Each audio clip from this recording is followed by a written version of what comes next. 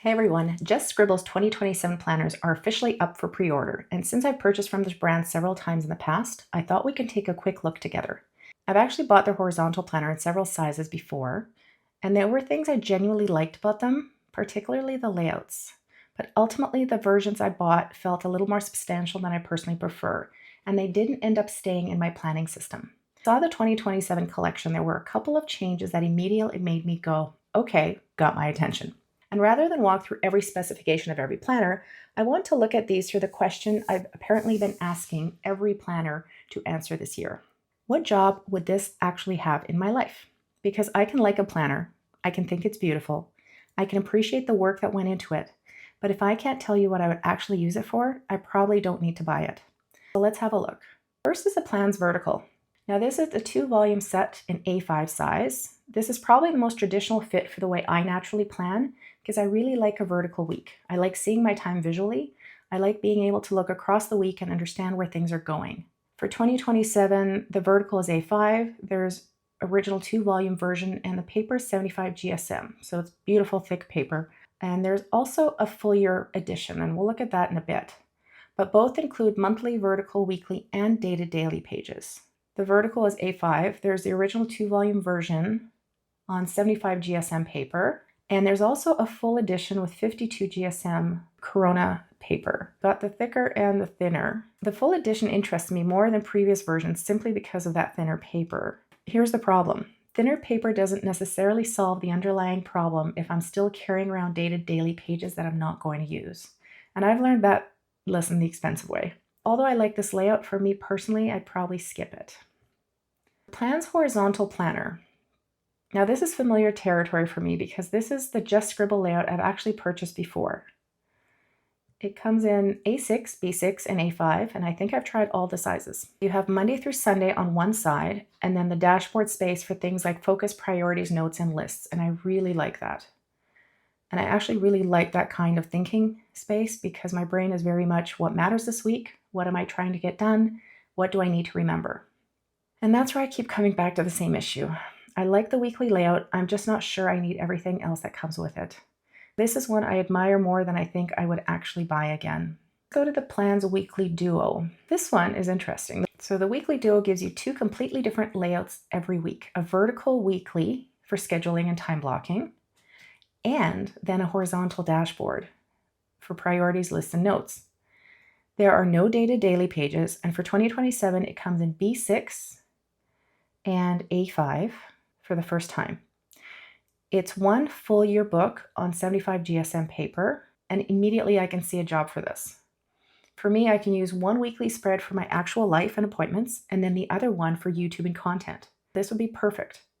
Or one for big picture priorities and the other for actual time blocking. That makes sense to me. My only hesitation is the same one I've had before. I like a planner that stays fairly light and compact, and 384 pages on 75 GSM paper is still going to be more substantial a book. So while very tempting, definitely shortlist, not an automatic purchase. Plans Weekly.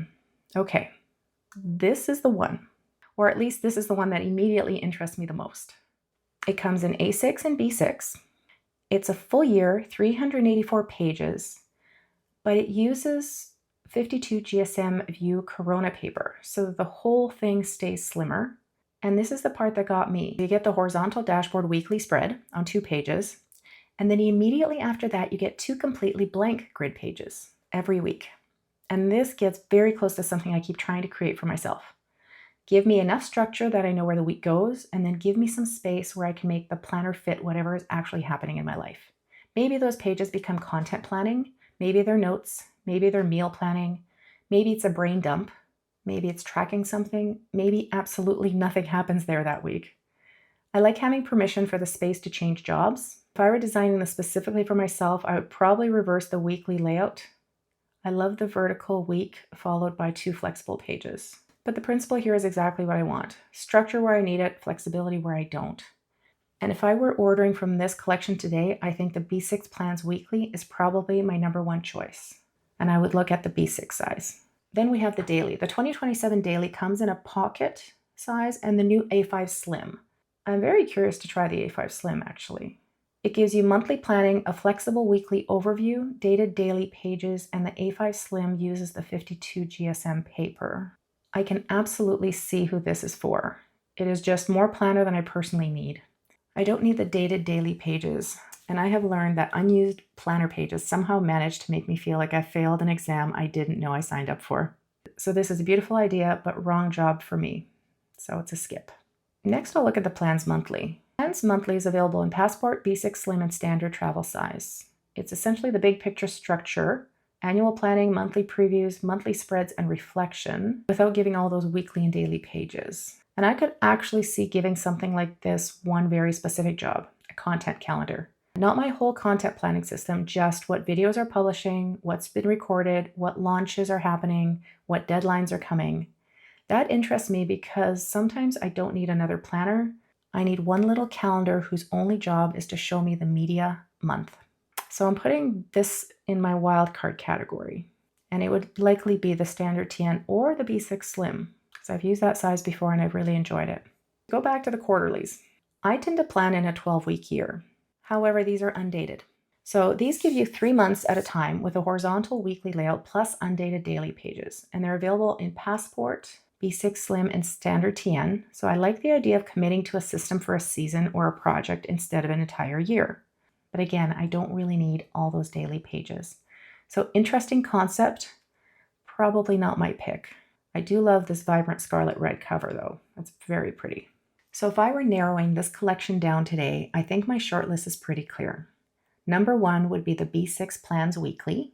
That is the one that feels closest to the way I'm trying to plan now. Enough weekly structure, thinner paper, no dated daily pages, and flexible space immediately after every week. Number 2 would be the Weekly Duo. I can see a very obvious job for having the vertical week and horizontal week together, particularly separating life and content. But I'd want to think about whether I really want the thicker 75 GSM full year book.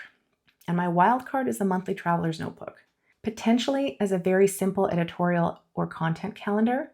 Everything else, I can like it without needing to own it. And frankly, that may be the most useful thing planner season is teaching me this year.